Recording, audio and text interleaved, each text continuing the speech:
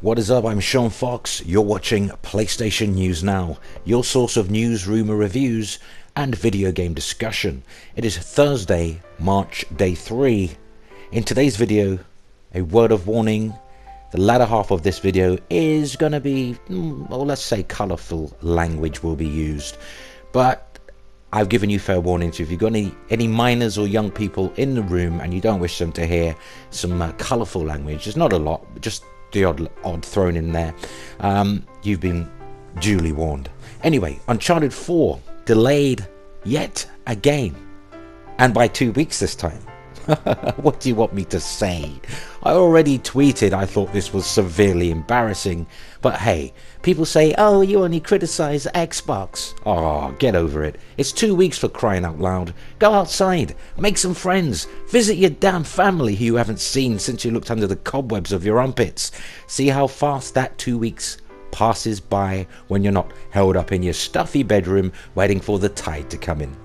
So really, there's nothing more to tell you other than the new release date is 7 days prior to my birthday. Yes, get your Drake on, May 10th.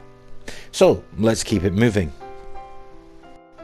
Now this main segment, and believe me, I wasn't even going to go there, but alas, I was asked by Twitter followers and subscribers to speak on the whole console upgrades thing, effectively blurring the lines between what a console is and what a PC is for many a gamer. Reluctantly, I'll give my 2 cents on the subject, but from a PlayStation gamer's point of view, since all the Xbox seem suckered in yet again. Now, for the record, I want to say this is not the first time Microsoft have betrayed their loyal user base and fans. Here's a brief history lesson for those who can't or choose not to remember. Allow me to assist. Remember when Bill Gates wanted to take on Sony's PlayStation 2 and own the living room space? Yes? No? Yes? Well, just how long did that dream last? Microsoft realized not enough people were buying the system. I think the OG Xbox did around 15 to 20 million worldwide over 4 years before there was mumbling rumors and then talk of Microsoft killing the OG Xbox system off. Seems like a mirror of today's Xbox One, does it not? In fact, it was only 2.5 to 3 years, if I remember correctly, into the OG Xbox lifecycle when gamers started to learn about the Xbox 360. Now at that time, all Microsoft wanted to do was throw the towel in, and they did, effectively breaking the hearts of every OG Xbox owner who invested heavily in the system, accessories, live services, and obviously games. Now I want to speak on this big idea Phil Spencer has to turn the Xbox brand into nothing more than a Windows 10 conduit and to make the transformation complete. PC console upgrades. Why are Microsoft doing this to their loyal user base? Well, let me tell you, Microsoft were never in this for the love of gaming.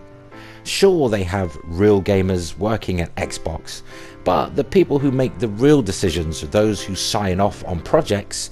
Well, they are not gamers at all. They are businessmen, and businessmen do not make decisions for the love of the gamer or indeed gaming. Nope. Businessmen make decisions based on what makes them a profit, and there's nothing innately wrong with that, unless you're a gamer, of course. Now, Phil Spencer was recently quoted as saying something like, "Who cares how much a certain system has sold? What matters to the real gamers and our partners is how many are actively engaged in our platform services such as Xbox Live." And then cheekily using the exceptionally sold Nintendo Wii game attachment rate as a prime example. So suddenly this generation nobody should care about how well a particular console is selling because Xbox is so far behind. Yet last generation you could not stop Microsoft from making monthly, yes monthly, on the dot without fail 360 sale announcements compared to PS3.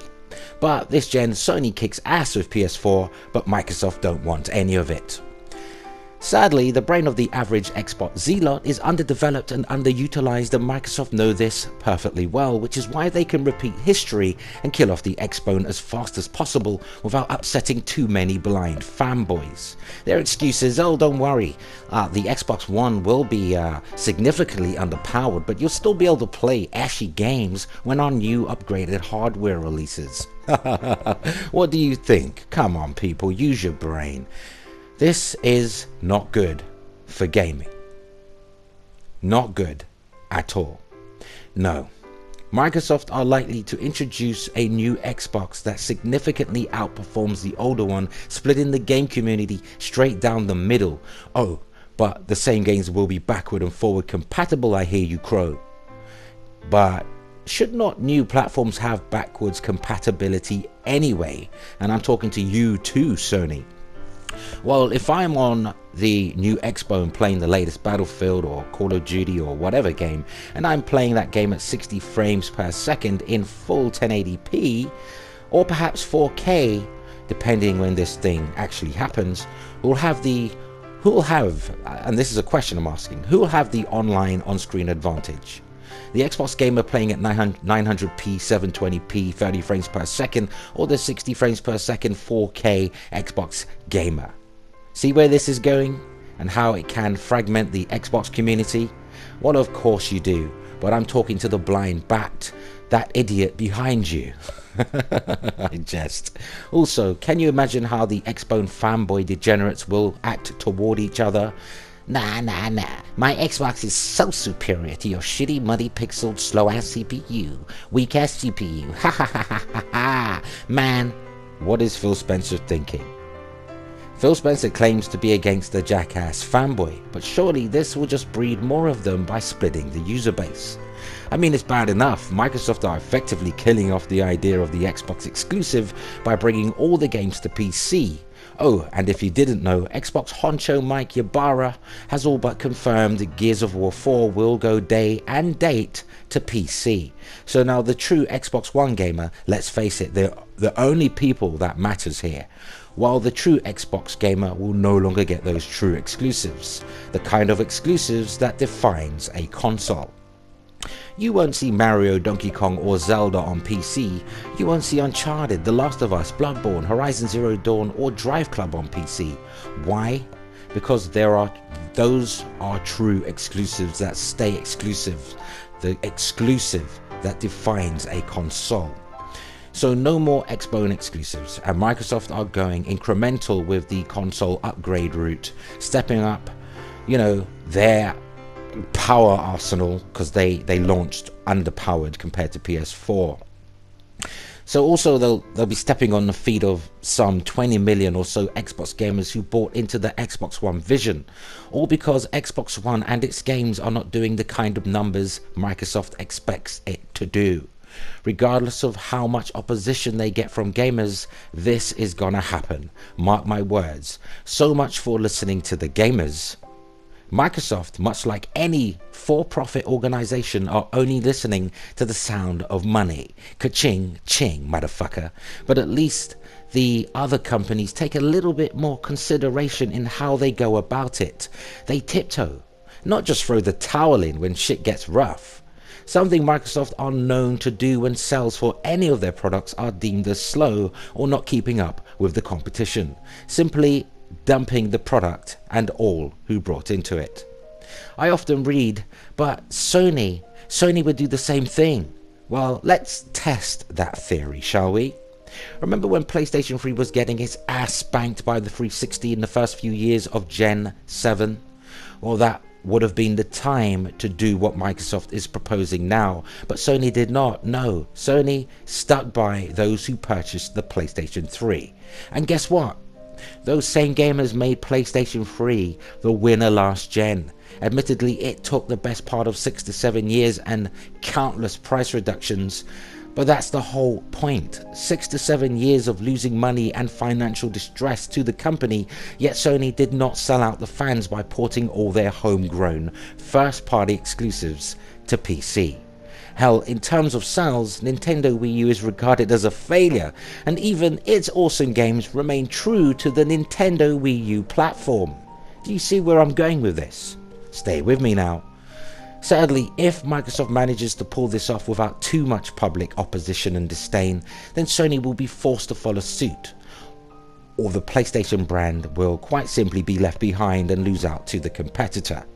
Unfortunately, should Microsoft go the console upgrade route, Sony will have no choice but to follow sooner or later.